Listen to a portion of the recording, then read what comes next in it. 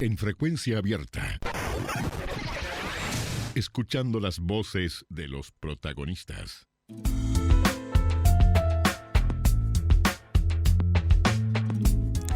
La comunicación ahora, a partir de este momento, es con el diputado Eduardo Luz. No sé si está bien que yo lo presente como el diputado independiente Eduardo Luz. Usted me dirá, ¿cómo le va, Luz? Buen día. Sí, buenos días. Y bueno, en este momento soy un diputado independiente desde el momento que no estoy formando parte de ningún partido. Por lo tanto, está bien la calificación. Lo que está un poco exagerada fue la presentación, cuando dijo hablando con protagonistas. Bueno, usted es protagonista, usted es el protagonista de esta charla, por ejemplo. Sí. Y fue protagonista de algo que ahora le voy a preguntar hace unos días. Pero a su vez también lo independiente se lo preguntaba porque puede entenderse que si es un diputado independiente, capaz que la gente lo relaciona con el partido independiente. Y no es así, por eso lo consultaba. Claro. Sí, no es así, no, claramente. Está el partido independiente. Independiente viene a ser una definición de un legislador que no está en ningún partido. Claro que sí. Reconocido por la Corte, digamos. Bien. Uno de los motivos principales por lo cual lo estamos convocando una vez más, diputado, es porque el otro día usted realizó expresiones sobre el tema de el IVA al agua mineral y más allá también las dificultades que el país está enfrentando con el tema del suministro de agua potable, básicamente en la zona metropolitana. ¿Quiere compartir parte de esas expresiones con nuestros oyentes, por favor? Sí, con mucho gusto. Bueno, vio que en la sesión de la Cámara se votó en la mañana la exoneración del IVA al agua mineral. En el Senado, en la tarde se votó en diputados. El agua también está grabada por el IMESI. El IMESI, el Poder Ejecutivo, lo podía suspender por decreto, o sea que no necesitaba ley. Y hubo una urgencia, una emergencia, como estamos viviendo ahora, la emergencia hídrica. Y bueno, y es una solución dentro de todo el drama hídrico que tenemos, que algo va a ayudar, ¿no? Porque todo el mundo ahora está comprando agua embotellada y los que no pueden comprar, que son muchos miles de uruguayos, el Estado, a través del gobierno departamental y también el gobierno nacional, le está intentando hacer llegar el agua potable. Y bueno, en esa exposición, yo lo que hice pie fue que el Uruguay es un país, increíblemente, yo mire con 61 años, me hubiera imaginado cualquier cosa. No sé, me hubieran dicho, imagínate lo más imposible de creer, y yo hubiera, pero que nosotros íbamos a tener, que no íbamos a tener agua, jamás lo hubiera creído. Y bueno, está, y ahí la sesión esa fue un cruce de reproche entre los partidos de la coalición, sobre todo el Partido Nacional y el Partido Colorado, hacia el Frente Amplio, de que no habían realizado obras. El Frente Amplio le contestó de la misma forma a los partidos de la coalición, de que ellos no habían hecho obras. Y eso en parte es cierto. Es decir, acá nosotros tenemos un informe de la década del 70, donde expertos internacionales ya anunciaban que Uruguay, si dentro de 30, 40 años no tomaba medidas, esto iba a suceder. En algún momento iba a suceder. Claramente esto está sucediendo ahora por un motivo real, que es que no llueve. Está lloviendo en casi toda la República y acá, curiosamente, en el sur no llueve. Entonces, la crisis es metropolitana, Montevideo, Canelones. El resto no la está sufriendo, por suerte. Si se hubieran realizado esas obras, que en su momento fueron 5, que en la década del 60 se sugirieron al gobierno nacional, y que lo tiene la OCE desde ese tiempo, que era hacer una represa en el Paso Severino, que se comenzó en el año 83 y se terminó en el año 86. La otra era hacer la represa de Casupá, que no se hizo. La otra solución era sacar agua del Río Negro, que era la reserva de agua dulce más importante que tenemos dentro del territorio nacional. Tampoco se hizo en su momento y ahora ya no se puede hacer porque están las pasteras. Ahí hay una pastera muy importante del Río Negro que maneja la represa del Rincón del Bonete, o sea que ahí ese espejo de agua tampoco se puede usar. La otra era sacar agua del Río de la Plata, que es el proyecto ese famoso que se está discutiendo, el proyecto de Aracetí. Entonces, ninguna de esas obras se hicieron. Después se sugirió más adelante levantar el muro, digamos, del Paso Severino para hacerlo más alto y que se ampliara el lago, que tiene 70 millones de metros cúbicos de agua. Bueno, eso no se hizo. Bueno, ninguna de esas obras se hizo. En 40 años no se hicieron, excepto la de Paso Severino. Bueno, y ahora estamos con ese cruce de reproches cruzados, que yo me imagino que en algún momento va a llover, porque no puede ser que siga sin llover, y cuando llueva, al igual que el incendio forestal en Piedras Coloradas, que agarró 20.000 hectáreas de monte de las empresas forestales, el incendio lo apagó la lluvia, porque no hay infraestructura en Uruguay para apagar un incendio de 20.000 hectáreas. Bueno, cuando vino ese incendio, llovió, y esa noche que llovió, lo apagó. Y bueno, ese problema se va a solucionar también cuando llueva, la realidad es esa. Pero lo que es curioso es que un país que está, yo diría, flotando en agua, lleguemos a esta crisis. Y eso fue lo que yo no le podía reprochar a nadie, porque soy un integrante de la Cámara que no estaba antes. Y bueno, y lo que no se hizo, no se hizo. Y ahí hay responsabilidad, yo diría, de todos los gobiernos.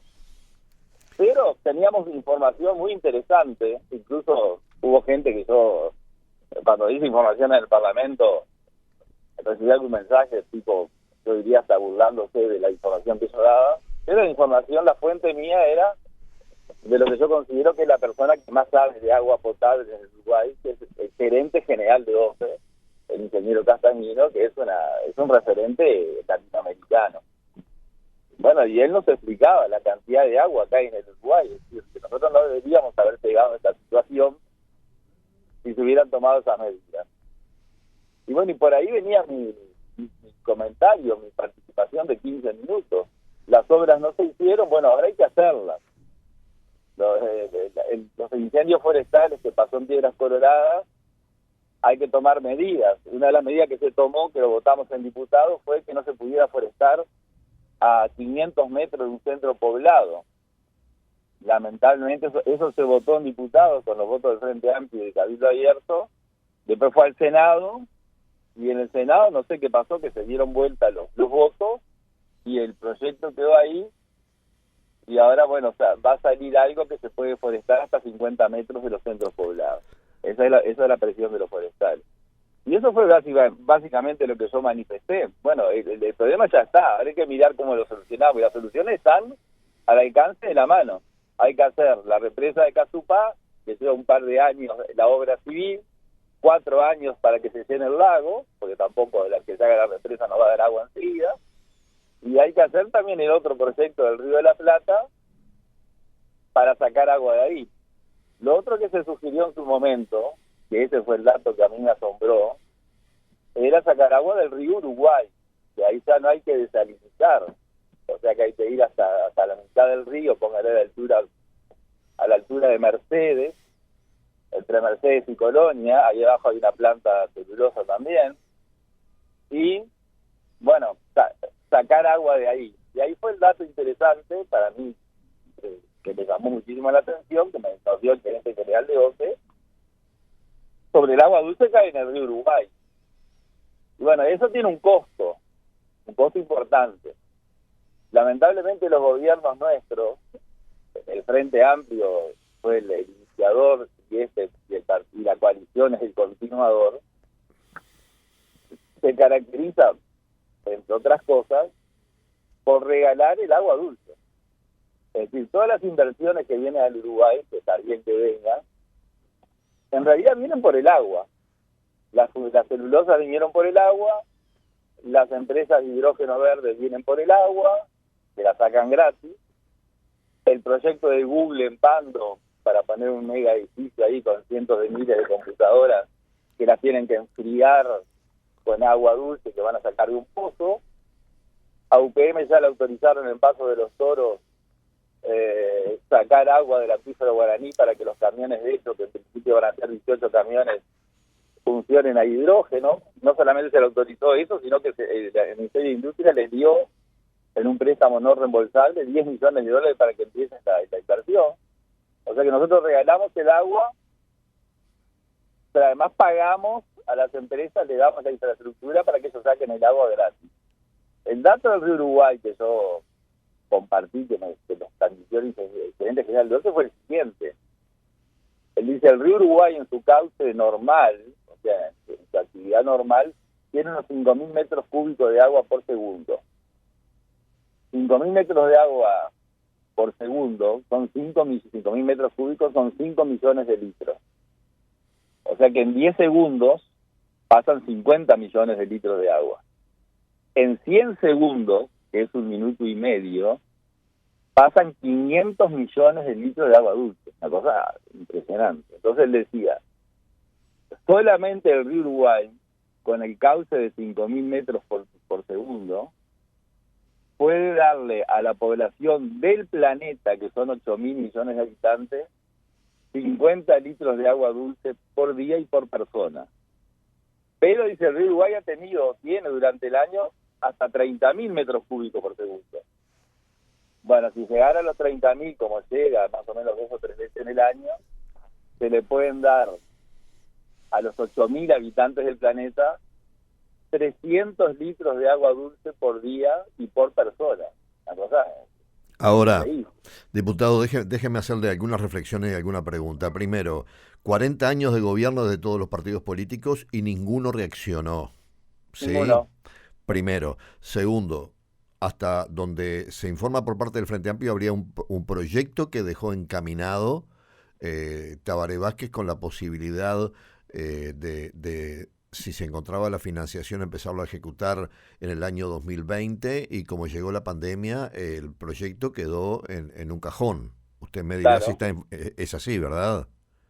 Es así, Es o sea así. que el presidente Vázquez le entregó, dice que personalmente al presidente de la calle, el estudio de la represa del Paso Casupá, que tampoco sale tanto para el dinero que se maneja acá. Uh-huh.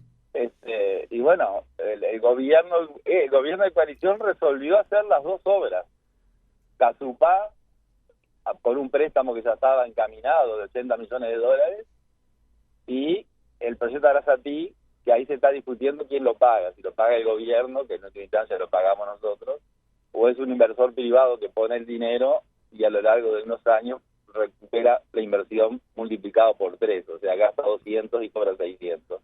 Bien, pero en los Este hechos, gobierno iba a en los hacer hechos eso, no lo seguimos hizo. igual. En los hechos no hay nada resuelto. En lo concreto ni ninguna obra empezada. El proyecto, no, en concreto no hay ninguna obra empezada. El 6 de junio, o sea, hace 20 días, se abrió la licitación para empezar la construcción del proyecto Arasatí. Se presentaron 2 empresas.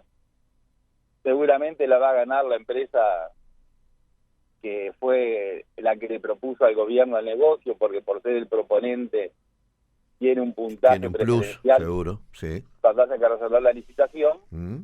Y bueno, que son la misma, es la misma gente de la que hizo el tren de UPM y la que prácticamente el gobierno le está dando toda la obra pública privada, que es ASEM, con 3 o 4 empresas asociadas. O sea que eso se va a hacer, pero eso lleva años. Bien. Y además, en lo que usted decía del tema del uso del agua para hacer negocio, las empresas, y que nosotros le regalamos el agua dulce a todas esas empresas, en eso también ha sido partícipe todo el sistema político del país. Bueno, eso es lo peor que nos pasó.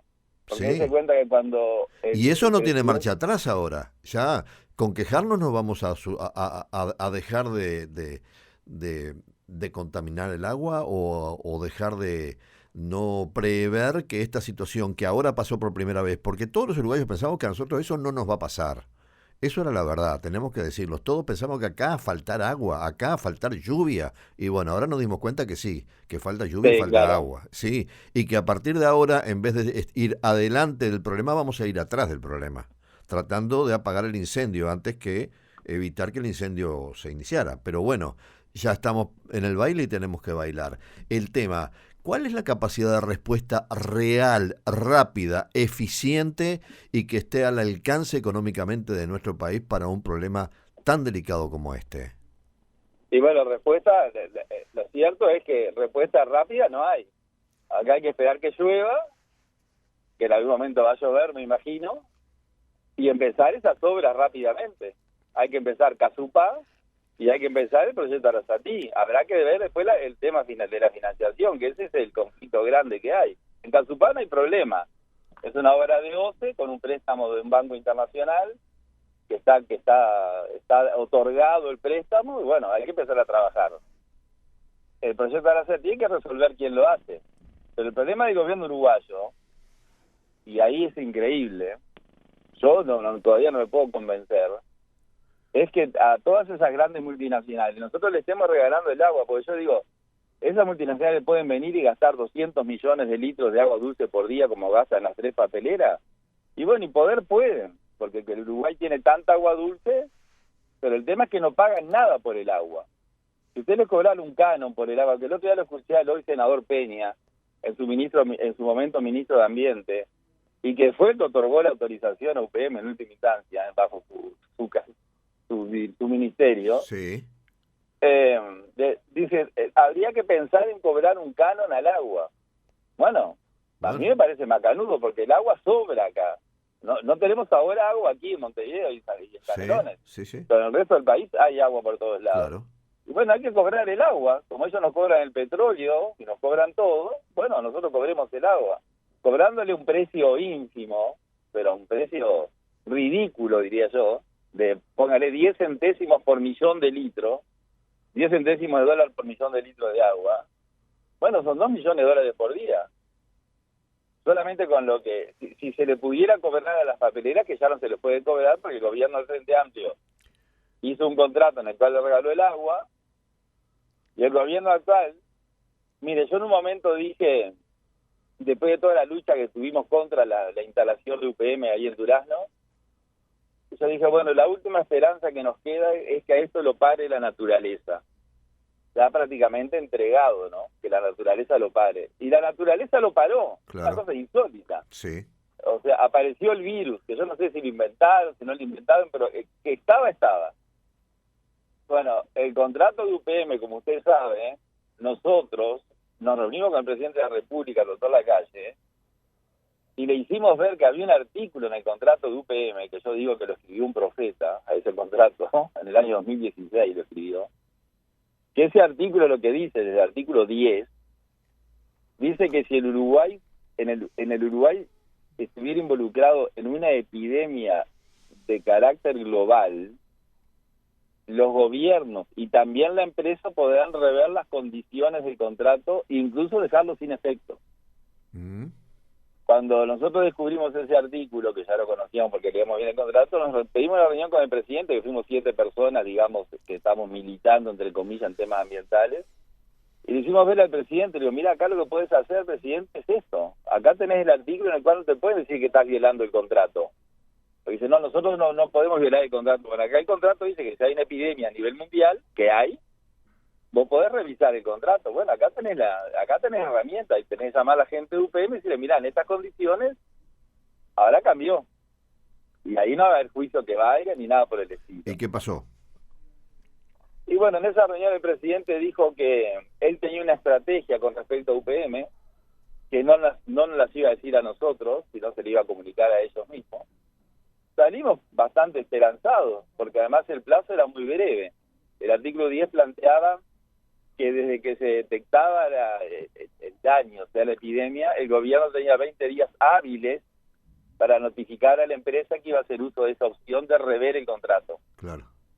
Y bueno, y lo que hizo la Presidencia de la República fue, dejó pasar los 20 días, o sea que ya no podía, después perdió la chance de hacer uso de la opción, levantó la cuarentena de la construcción, que estaba en cuarentena por el virus, para que se empezara a construir la planta de UPM.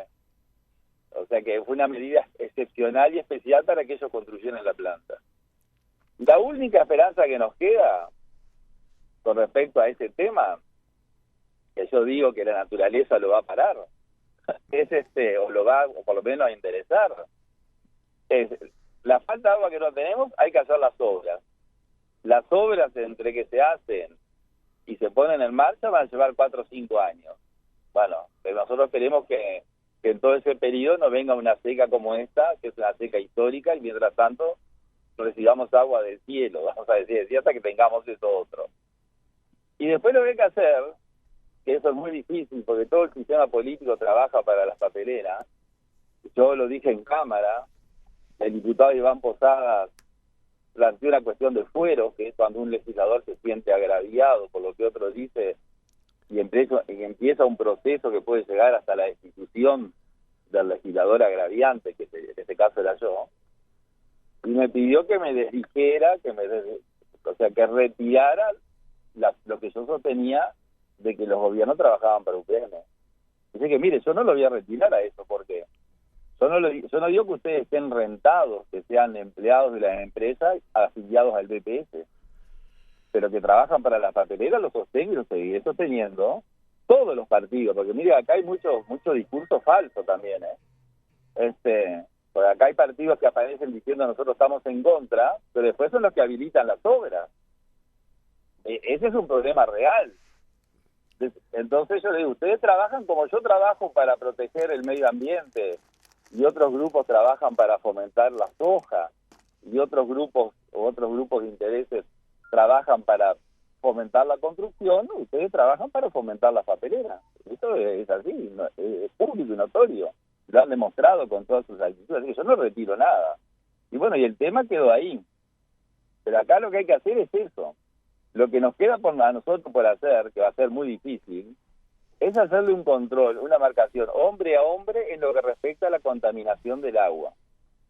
Porque yo dudo mucho, que se cuenta que, por ejemplo, para hablar solo de UPM en Paso de los Toros. Luz, te necesito ir redondeando con usted porque tenemos otras entrevistas. Y me interesa tanto el tema que lo hablaría todo el día con usted, pero necesito me interesa que este capítulo que nos está contando pueda redondeármelo para que no quede trunco frente a los oyentes tampoco, ¿no? Claro. Bueno, rápidamente le digo, ellos son, por ejemplo, yo le hablo solamente de la planta de Freivento, del Río Negro, porque la de Uruguay es tanto el caudal de agua que es distinta. Ellos toman 104 millones de litros de agua dulce por día. Toman de una pluma que tienen ahí en el fondo del río. De esos 104 millones se utilizan 20 para elaborar la celulosa, y el resto, los otros 80 millones que le sobran, entre comillas, lo vuelcan de nuevo al Río Negro para diluir los 6.000 kilos de productos de ácidos que utilizan para hacer la celulosa. O sea, ellos utilizan 6 toneladas de productos químicos. Esos 6 toneladas las tiran al río y con 80 millones de agua la diluyen. Ahora, yo creo que haciéndolo durante todo el día, todos los días del año, durante años, eso va a terminar contaminando el río, lo va a terminar matando, porque es permanente. Y bueno, ahí lo que hay que hacer es un control ambiental estricto, muy estricto, cosa que este gobierno no va a hacer, ya lo anuncio. Y bueno, y si se descubre, si se constata, no sé, por intermedio de la universidad o por una consultora extranjera en temas ambientales, de que hay contaminación, usted cumpliendo el contrato, como el contrato dice que si se contamina se para, o se cambia, bueno, ahí tiene la oportunidad de cambiar todo. Eso con respecto a ese tema puntual. Bien. Y bueno, pues los otros temas hay que hacer las obras. Bien. Diputado Luz, ha sido un gusto hablar con usted, como siempre. Gracias por su tiempo. No, muchísimas gracias a usted por la llamada, a sus órdenes. Que tenga una buena jornada. Hasta pronto. Gracias. La conversación era con el diputado independiente Eduardo Luz. Lo escuchaste aquí en Frecuencia Abierta. Frecuencia Abierta.